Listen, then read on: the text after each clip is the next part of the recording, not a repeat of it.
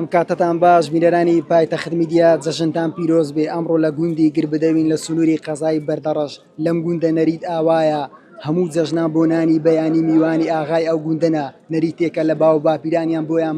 ماوەتەوە. حاجی فارس ئاغا ڕەشگەری ئەو کەسایەتیە کە خەڵکی گوندەکە هەموو لەسەر یەک سفرە کۆ دەکاتەوە.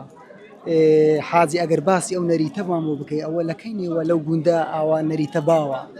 بەخێر بێن سەرچاوان جژنەتانیش پیرۆزوی پیرۆزە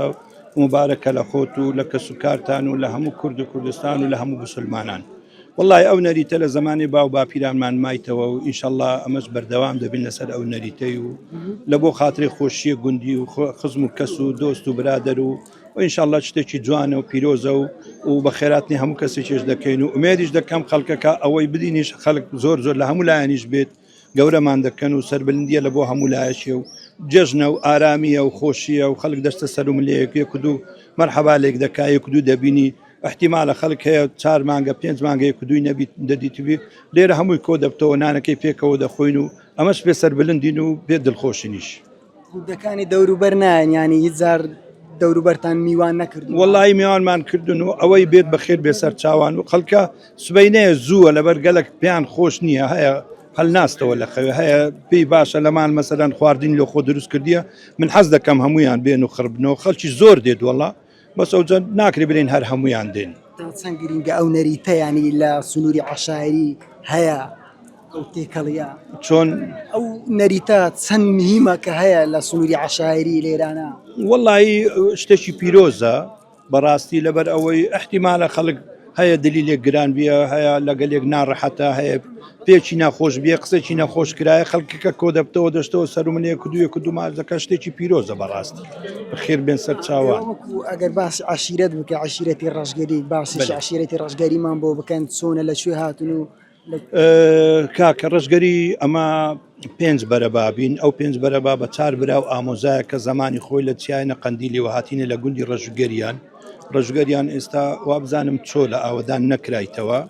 لەوێ کە هاتینە دارە توی دانیشتێ و لێرەش بەلاو بیتنەوە و 5 بەرەبابین ئەو 5 بەرەبا بە هەموو خزمەیەکن و ئامۆزانە و برانە لە گەلێک بووینە و لە منتەقەش ئێستا تقریبان بیتە 20 گوندەک وەڵی.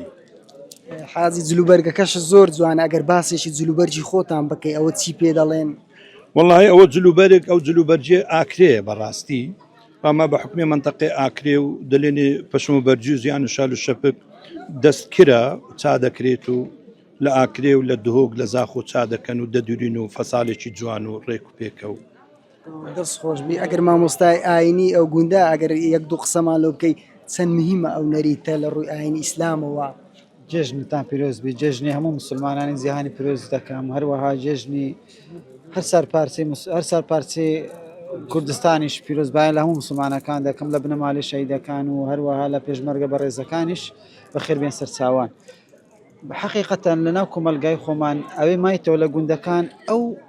جێژنەیە کە عیلاقەیەک و پەیوەندێکی زۆر پتەوە لەناو کۆمەلگامان هەروەکو مام حەجیش باسی کرد کە یەکتر نادێنین لەوانەیە ساڵ و ساڵ یەکتر نادێنی خزمەکان لەوانەیە